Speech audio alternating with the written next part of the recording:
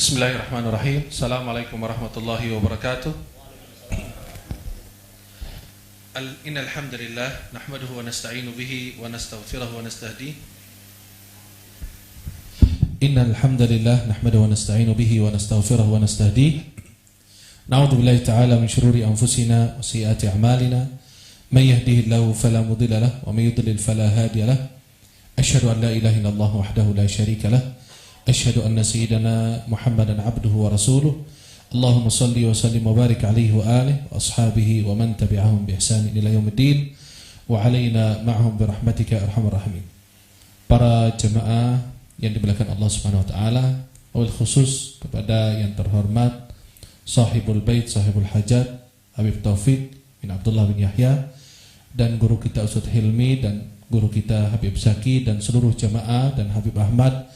Insyaallah mudah-mudahan semuanya diberkahi oleh Allah Subhanahu wa taala. Pertemuan kita ini pertemuan yang insyaallah senantiasa diridai oleh Allah Subhanahu wa taala. Para jemaah yang dimuliakan Allah, uhibbukum jami'an fillah. Saya mencintai kalian semua karena Allah. Semoga Allah senantiasa pertemukan kita di dunia dalam taat dan di akhirat di surga Allah Subhanahu wa taala. Mengapa kita berkumpul di pagi yang menjelang siang ini dan untuk apa? Pertama, kita berkumpul di sini pertama bersilaturahim.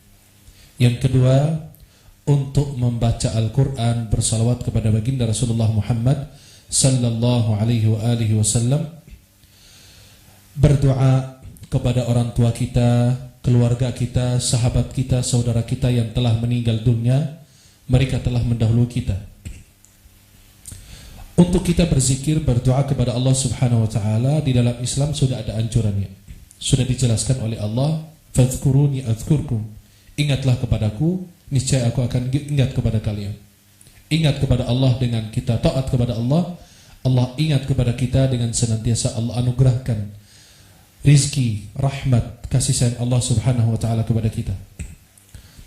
Sebaik-baik anak saleh, keturunan saleh salihah adalah yang senantiasa tidak pernah melupakan kedua orang tuanya, kakek neneknya, orang-orang yang dia cintai. Senantiasa dia berdoa, mendoakan kebaikan untuk mereka. Karena itulah ciri anak saleh. Bukan hanya orang tua hidup di dunia, sesudah mereka wafat dia melupakan kedua orang tuanya. Bahkan dia tidak pernah ziarah kuburnya. Maka ziarah kubur bagi laki-laki sunnah, sepakat seluruh ulama. Sepakat seluruh ulama, ziarah kubur untuk kaum laki-laki adalah sunnah, dianjurkan. Udah ada hadis sahihnya, Rasulullah bersabda, dulu aku melarang kalian ziarah kubur, maka sekarang boleh kalian ziarah kubur, karena ada dua riwayat. Pertama menyatakan mengingatkan kalian kepada akhirat, yang kedua mengingatkan kalian kepada kematian. Ziarah kubur untuk kaum perempuan, ada tiga pendapat ulama disampaikan oleh Imam Qurtubi dalam kitab At-Tadhkirah fi Ahwalil Mauta wa Umuril Akhirah, sudah diterjemahkan dalam bahasa Indonesia. Beliau menyatakan ada tiga pendapat ulama seputar hukum perempuan ziarah kubur. Pendapat yang pertama menyatakan bahwa hukum ziarah perempuan kubur adalah haram, berdasarkan hadis Rasulullah, la'anallahu zawaratil kubur. Allah melaknat perempuan yang ziarah kubur. Allah Subhanahu wa taala melaknat wanita yang ziarah kubur. Tapi ulama yang lain menyatakan tidak. Kalimat zawarat dalam bahasa Arab artinya perempuan yang sering ziarah, sering meninggalkan kewajiban, meninggalkan ibadah, meninggalkan hak suami, keluarga, dan dia rajin untuk ziarah kubur. Maka menurut pendapat yang kedua, hukumnya adalah makruh. Makruh perempuan ziarah kubur kalau sering. Tapi kalau sekali-sekali dia ziarah kubur untuk ingat akhirat, ingat kematian, maka terjadilah pendapat yang ketiga yang membolehkan. Maka di seluruh negara, hampir 80%, 85% negara Islam, mereka wanita boleh ziarah kubur, termasuk di Mesir. Di Mesir kan di situ banyak ulama bermazhab macam-macam. Ada mazhab Syafi'i, Hanafi, Hambali. Tetapi di Saudi mereka melarang ziarah wanita untuk ziarah kubur, dan itu hak mereka, terserah mereka yang ngatur. Tapi kita di Indonesia, di Mesir, di negara di Yaman, di negara-negara lain, mereka membolehkan wanita ziarah kubur tapi dengan adab, menggunakan pakaian yang rapi, pakaian yang syar'i, tidak menggunakan parfum atau tidak menarik perhatian orang dan lain sebagainya. Maka ini pendapat yang kuat dari pendapat ulama, sampai ada ulama salafi sendiri yang menyatakan, namanya Syekh Muhammad Hassan, dalam kitabnya Ahkamul Janaiz, masih dalam bahasa Arab, belum diterjemahkan. Beliau menyatakan perempuan ziarah kubur hukumnya sama dengan laki-laki. Karena Nabi menyatakan dengan umum, dulu aku melarang kalian ziarah kubur, maka ziarahlah kubur. Ala fazuruha. Nabi tidak membeda-bedakan antara laki dan perempuan. Dan hukum kalau dalam usul fikih, kalau disebutkan secara umum tidak boleh dibeda-bedakan kecuali ada dalil lagi. Sedangkan tidak pernah ada dalil yang mengkhususkan ziarah kubur untuk kaum laki-laki saja atau kaum perempuan. Maka kita mengingat kepada orang tua kita, orang yang telah mendahului kita. Saya kemarin di Bengkulu, salah satu orang tua yang nggak pernah ziarah kubur orang tuanya, sesudah dimakamkan udah dilupa. Ternyata ketika dia ke kuburan orang tuanya sudah nggak ada lagi. Itu diganti nama orang lain. Kenapa? Diperpanjang, dia nggak lupa. Karena dia lupa sama orang tuanya, bayangkan. Itu baru di dunia. Belum nanti berhadapan dengan Allah. Ini orang tuamu yang telah membesarkan, melahirkanmu, membersihkan kotoranmu, orang tuamu yang mendidikmu. Inilah apa yang kau berbuat. Giliran mereka meninggal, kamu lupa. Mereka aja, nyawanya ibu kita ketika melahirkan kita betapa dia, sampai dia meminta kepada Allah agar Allah selamatkan bayinya. Tapi dia nggak apa-apa kehilangan nyawanya. Itulah seorang ibu. Maka ketika istri melahirkan, bayangkan betapa berat dia mengalami proses kelahiran anaknya, sampai dia dekat dengan kematian, sebagaimana seluruh wanita mengalami hal tersebut. Tetapi subhanallah, ketika orang tua kita meninggal, kita melupakannya. Muncul bermacam-macam pemahaman yang berbicara bukan berdasarkan ilmu, tapi berdasarkan hawa nafsu. Yang baru belajar 1 kitab, 2 kitab, baca Al-Quran aja belum bisa, hafal Al-Quran apalagi, malah menghalalkan dan mengharamkan. Maka Allah dalam surat An-Nahl menyatakan demikian. La taqulu lima tasifu alsinatukumul kadhib. Jangan mengatakan apa yang ada di lisan kalian, dan itu adalah dusta. Hadza halalun wa hadza haram. Ini halal dan ini haram. Kenapa? Litaftaru 'ala Allahil kadhib. Nanti kalian berdusta atas nama Allah, mengada-adakan atas nama Allah dan Rasulnya. Sedangkan Rasulullah, Allah subhanahu wa ta'ala tidak pernah melarang. Rasulullah suatu waktu, Sayyidah Aisyah radhiyallahu anha, istri baginda Rasulullah, pulang, kemudian Rasulullah sedang berada di rumah. Dari mana wahai Aisyah? Saya dari kuburan Baqi'. Berarti Nabi tidak melarang Sayyidah Aisyah. Dari kuburan Baqi'. Kata Nabi SAW, kalau kamu ziarah kubur, Nabi tidak melarang. Nabi bilang, kalau kamu ziarah kubur ada pesan satu, apa? Beri salam kepada mereka. Assalamualaikum ahla diyari qaum mu'minin, antum as-sabiqun wa nahnu bikum insyaallah lahiqun. Nas'alullah lana wa lakum al-afiyah. Salam kepada orang ahli kubur. Dan kalian sudah mendahului kita dan kita akan menyusul kalian. Dan kami memohon afiat, keselamatan buat kalian dan buat kita semua. Kalau yang melarang hal-hal seperti itu, bayangkan, hapus ayat Al-Quran. Surat 59, ayat 10, surat Al-Hajj. Kita baca doa ini terus. Nggak ada yang bisa ingkar doa itu. Rabbana ighfir lana wa li ikhwanina alladhina sabaquna. Artinya apa? Wahai Rabb kami, ampunilah dosa kami dan dosa saudara-saudara kami yang telah mendahului. Sabaquna itu artinya apa? Mendahului kami. Beriman dalam keadaan iman. Maka orang muslim nggak boleh didoakan. Kalau dia sudah beriman, didoakan. Dan ini salah satu hak kedua orang tua. Hak sahabat yang dulu bersama-sama. Hak keluarga, hak orang yang kita cintai. Inilah hak mereka minimal. Sesudah mereka wafat, kita mendoakan, ingat kepada mereka. Para jemaah yang dimuliakan Allah Subhanahu wa taala. Maka hukum kita ziarah kubur, ingat kepada orang tua kita, itu disunnahkan. Bagi laki dan perempuan itu pendapat yang kuat. Kemudian permasalahan kita duduk baca Al-Quran. Tidak ada satupun orang yang melarang orang baca Quran, kecuali dalam satu hal. Baca Quran di kamar mandi. Itu kita bisa melarang. Kenapa? Karena itu bukan tempatnya. Tapi di luar dari itu boleh baca Quran. Kenapa? Karena Al-Quran itu menenangkan jiwa kita. Sampai Imam Al-Ghazali dalam Ihya Ulumuddin menyatakan, saya tidak mengenal ada kitab yang mendekatkan diri kepada Allah melebihi daripada Al-Quran. Tidak ada obat untuk roh kita, jiwa kita melebihi daripada Al-Quran.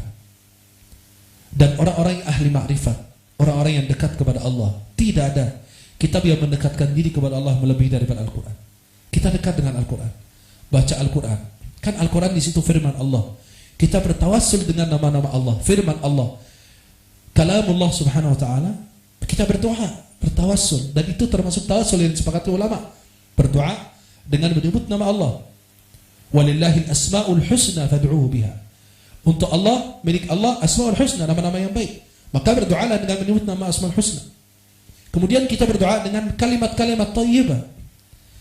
Ya, kita berdoa dengan kalimat-kalimat yang baik, pasti akan diterima dan dikabulkan oleh Allah Subhanahu wa taala. Kemudian berkaitan dengan masalah kita duduk baca Al-Quran, berzikir, menghadiahkan itu kepada orang yang meninggal. Ulama menyatakan, apa yang kita bisa memiliki, saya baca Quran, saya dapat pahala. Sudah milik saya pahala itu. Kata ulama, boleh saya menghadiahkan ke orang lain. Dan ini pendapat ulama mazhab Syafi'i. Maka mereka menyatakan ada kalimat yang kita ucapkan, Allahumma ahib mithla thawab ma qara'at. Ya Allah, hadiahkan, saya hibahkan pahala sebagaimana yang saya dapat. Ya, kita nggak mungkin kasih orang lain pahala, kita sendiri enggak. Maka kita dapat pahala dulu, baru kita boleh hadiahkan. Karena apa yang kita miliki kayak orang tua, dia menghibahkan apapun buat anaknya, hak beliau. Kenapa? Karena memiliki barang tersebut, dia berhak menghibahkan. Tapi memang menurut ulama harus adil di antara anak-anaknya agar tidak terjadi permusuhan. Kemudian para jemaah dimuliakan Allah, kalau kita duduk membaca Al-Quran, mendoakan orang meninggal, itu pendapat yang kuat dari pendapat ulama mengatakan bahwa itu boleh, bahkan sampai. Karena kita berdoa dengan firman Allah, bersalawat kepada Nabi SAW. Mungkin di antara kita ada orang soleh-soleh yang kita tidak tahu. Allah sembunyikan waliullah itu di antara hamba-hambanya, kata Imam Ali. Allah sembunyikan hamba-hamba Allah yang beriman, yang dekat dengan Allah, yang dicintai oleh Allah. Di antara orang beriman, mungkin di sini ada waliullah, kita nggak tahu. Waliullah itu tidak terbatas bagi laki-laki, laki perempuan. Kita dulu lihat wanita ahli ibadah, ada Rabi'atul Adawiyah, Mu'adatul Adawiyah, Sayyidah Ummu Kulthum, Sayyidah Zainab, Sayyidah Fatimah. Bayangkan itu semua, mereka ahli ibadah. Maka waliullah itu tidak terbatas bagi kaum laki-laki. Kemudian para jemaah yang dimuliakan Allah, kalau kita duduk baca Quran, berzikir, ada yang menyatakan itu bid'ah. Masalah mereka yang menyatakan hal itu bid'ah, yang bicara maaf dengan segala hormat, tukang sayur yang bilang itu bid'ah. Ketika saya nanya kemarin provisi seorang yang membantah apa yang saya sampaikan berdasarkan dalil, ilmu yang saya pelajari. Maaf bapak kerja apa? Ternyata menganggur kerjaannya. Istri yang suapin dia, kasih makan minum. Kamu aja laki aja belum pantas disebut laki-laki yang wajib mencari nafkah buat istri, buat keluarga. Akhirnya yang setiap orang punya keahlian, bahas dalam keahlian Anda. Ketika insinyur berbicara, saya dengar, saya taat. Ketika saya dokter bilang anak Anda harus operasi, atau istri Anda, orang tua Anda, saya diam. Kenapa? Bukan keahlian saya di situ. Tapi ketika orang berbicara agama, oh maaf, kenapa ini keahlian saya di situ? Walaupun tidak begitu ilmu saya dalam, karena tidak semua orang akan bisa menguasai ilmu agama, karena Allah Subhanahu wa taala mengatakan la yuhituna bi syai'in min ilmihi illa bima syaa. Mereka tidak akan menguasai ilmunya Allah kecuali kalau dikehendaki oleh Allah. Maka untuk ilmu Allah katakan wa qur rabbi zidni ilma. Karena kita berusaha untuk bertambah ilmu. Tapi kalau akhlak itu harus terpuji. Akhlak kita harus mulia, akhlak sesuai dengan apa yang diajarkan Allah dan Rasulnya. Tapi kalau untuk masalah ilmu, kita terus bertambah. Kalau akhlak itu dipuji dalam Al-Quran. Nabi enggak dipuji ilmunya, enggak. Untuk ilmu wa qur rabbi zidni ilma. Minta tambahan ilmu terus. Maka sayangnya yang berbicara akhir-akhir ini membuat pecah belah umat. Kenapa? Itu ulama-ulama dahulu sudah membahas kitab-kitab itu, membahas masalah membaca Al-Quran kepada orang ahli kubur atau orang-orang yang telah meninggal dunia. Saya sudah membahas di masjid juga. Rujukannya 164 kitab, 140 buku. Bukan saya rujukan 1-2 kitab, kata Ustadz Fulan karena muncul di TV, oh berarti Ustadz Fulan itu jadi hujjah. Tidak. Gak ada dalam Islam itu yang pegang perkataannya dan dikatakan benar kecuali Rasulullah. Itu kata Imam Malik. Semua diambil perkataannya dan ditolak itu di majlis Imam Malik. Kan beliau ngajar di Masjid Nabawi sebelah makam Rasulullah. Beliau langsung bilang, "Kullun yu'khadh minhu yarad ila al-ma'sum sallallahu alaihi wasallam, illa sahib hadzal maqam." Semua diambil perkataannya dan ditolak kecuali yang ada dalam kubur ini, Rasulullah sallallahu alaihi wasallam. Dinyatakan itu sahih. Karena beliau punya wahyu, beda dengan kita. Maka jika ada masalah khilafiyah, kalau dia nggak lakukan terserah. Tapi jangan menuduh orang-orang yang tidak melakukannya. Seperti yang kita bilang kunut dan lain sebagainya. Kan kunut nggak batal sholat. Tapi menurut mazhab Syafi'i kita kunut. Dan itu kunut yang perlukan sekarang kunut nazilah, mendoakan umat Islam. Sekarang coba lihat umat Islam seperti apa. Pecah belah di mana-mana. Bagaimana Allah turunkan pertolongan, sedangkan kita di antara kita aja saling permusuhan. Kecuali kalau Allah melihat di dalam diri kita itu saling mencintai, saling menghargai. Dengan perbedaan kita, tapi berpelukan, saling menanyakan kabar dan lain sebagainya, bersilaturahim. Enggak. Kalau enggak sekelompok dengan saya enggak mau. Saya enggak setuju. Dia masuk ke masjid yang berbeda aliran, berbeda pemahaman, Masya Allah, dilihat semua orang seolah itu makhluk hina di sisi Allah. Padahal belum tentu. Orang yang pegang gerobak malam hari tidur di gerobak itu bisa lebih mulia dibanding kita. Jangan tertipu dengan penampilan kita. Apa yang kita miliki? Apa yang kau miliki? Meninggal nanti gak ada kantong kain kafan kita. Kita semua tinggal. Ingat tanggung jawab nanti. Kalau anak kita didik baik, taat, insya Allah menjadi anak yang soleh. Setiap kali kita dapat pahala. Sampai kita di dalam alam barzakh, kata hadis Nabi, diangkat derajat kita, diringankan azab kita. Loh, kita nanya, kenapa ya Rabb? Listighfari waladik alak. Karena istighfar anakmu untukmu. Allah. Bayangkan. Apakah kita harus berbakti kepada orang tua kalau mereka masih hidup? Habis meninggal udah kita lupa? Tidak. Ada seorang sahabat dari suku Bani Salamah. Dari suku Bani Salamah dalam hadis Sunan Abu Dawud. Beliau ketika Rasulullah bersama sahabat, dia datang. Ya Rasulullah, apakah saya bisa berbakti kepada kedua orang tua saya sesudah mereka wafat meninggal dunia? Kata Nabi SAW, "Na'am." Iya. Loh, kan katanya nggak boleh berbakti, udah orang meninggal sudah, kubur aja, udah ditinggal, udah dilupakan aja. Nanti ketemu dia pada mahsyar. Tidak. Kata Nabi bisa berbakti kepada mereka. Apa? As-salatu alaihima. Kalau orang nggak ngerti, nggak belajar sama ulama, as-salah berarti salat untuk orang tua. Itu enggak. Salat itu artinya dalam bahasa Arab ad-du'a, mendoakan kedua orang tua. Kan kita salat jenazah mendoakan. Betul? Kita salat jenazah, Allahumma ighfir lahu atau Allahumma ighfir laha warhamhu wa'afihi wa'afu anhu. Bahkan di Al-Fatihah aja doa. Selesai sholawat juga doa. Kemudian habis itu doa untuk orang meninggal. Kemudian doa untuk orang-orang yang telah mendahului kita. Keluarga-keluarga kita, orang yang telah mendahului kita. Agar kita menyusul mereka dalam keadaan iman dan Islam. As-salatu alaihima. Mendoakan orang tua. Kita habis selesai sholat, doakan orang tua. Kenapa? Karena ulama mengatakan, Allah berfirman surat Luqman, Anishkur li wa liwalidayka. Bersyukur kepadaku, kata Allah, dan kepada orang tuamu. Kita bersyukur kepada Allah, kata Imam Hasan al-Basri dalam tafsir Ibnu Katsir, kita bersyukur kepada Allah dalam sehari semalam 5 waktu.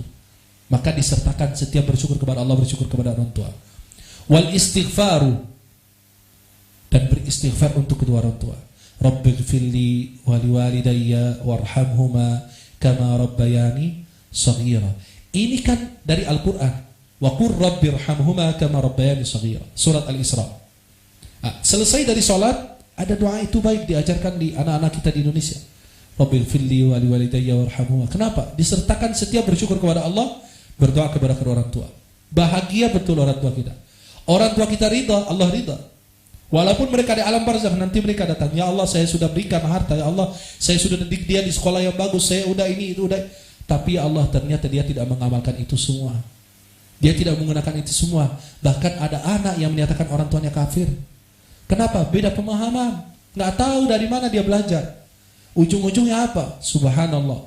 Dia bilang ini bid'ah, tapi ujung-ujungnya merokok dia. Allahu Akbar. Kan kamu bilang merokok itu haram.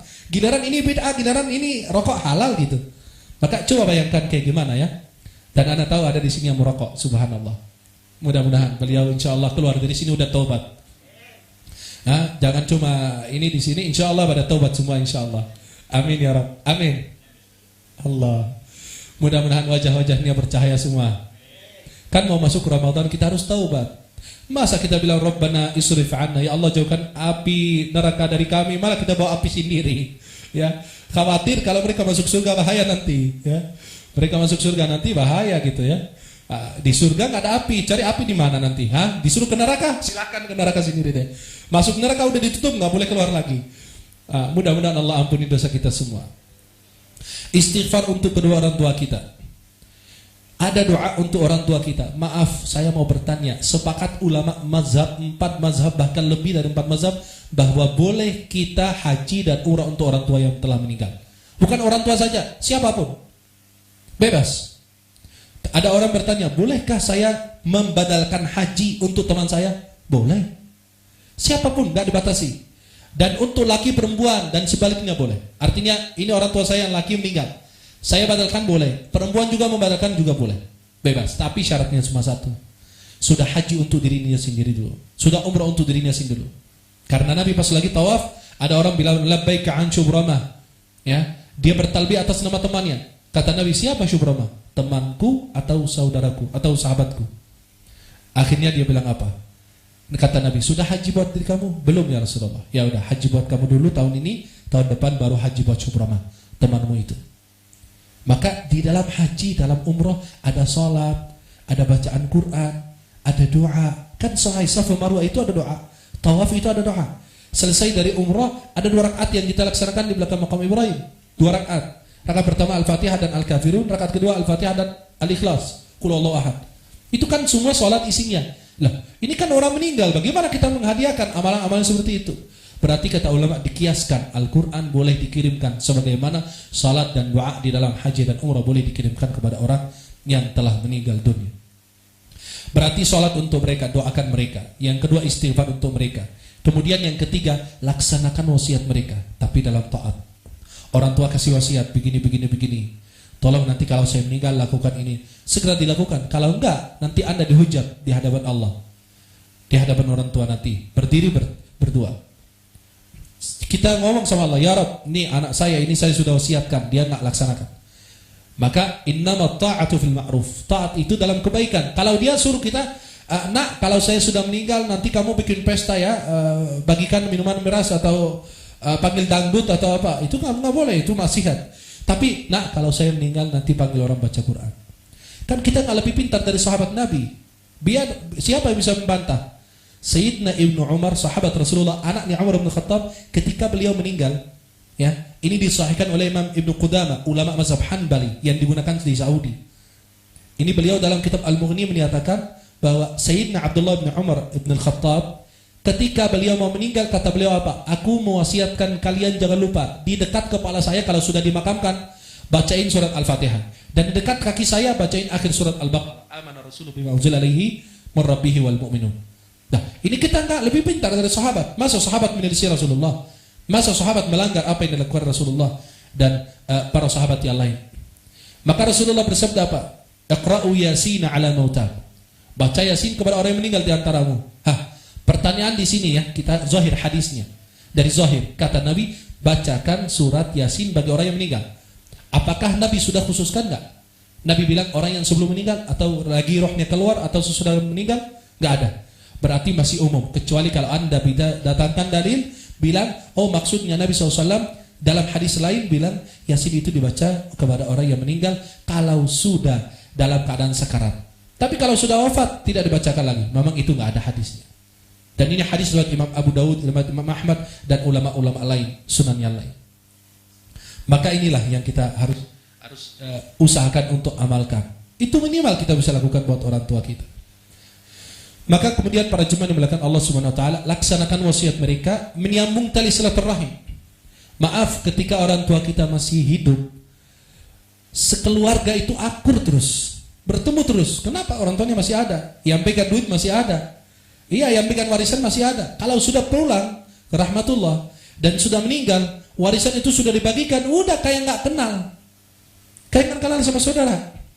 Nggak kenal sama saudara. Bahkan ibunya aja, dia menatap wajah ibunya aja setahun sekali. Kalau masih hari ibu, kan itu bid'ah baru diadakan dalam Islam. Kita setiap hari buat ibu, kita setiap waktu buat ibu.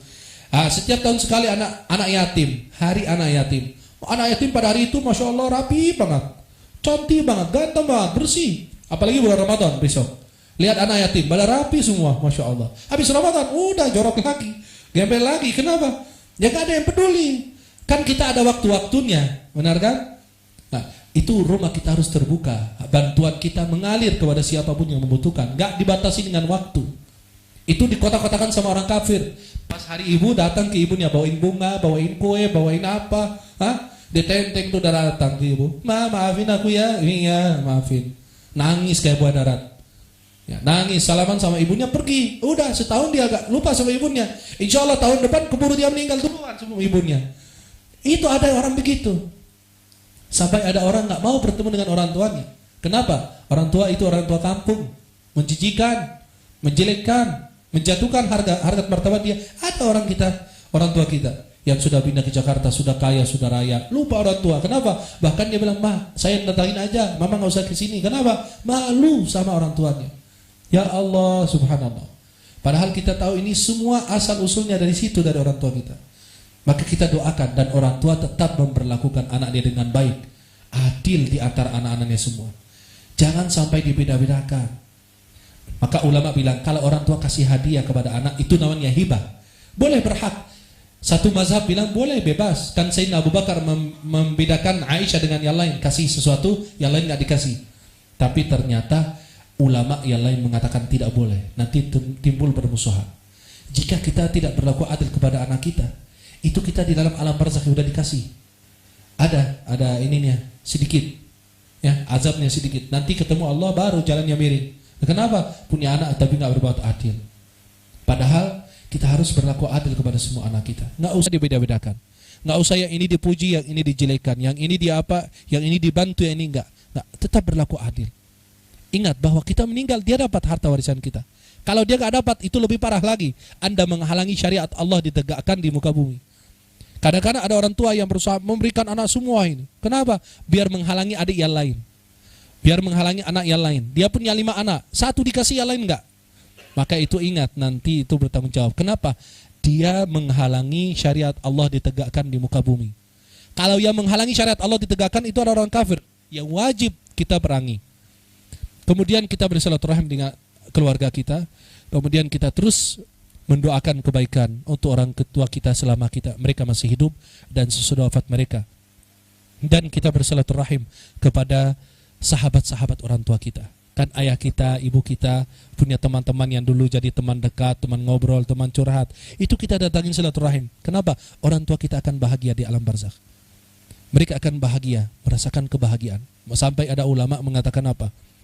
Orang yang sudah meninggal mengetahui keluarganya bahagia atau sedih. Tapi dia nggak tahu penjelasannya apa. Karena ilmunya masih terbatas.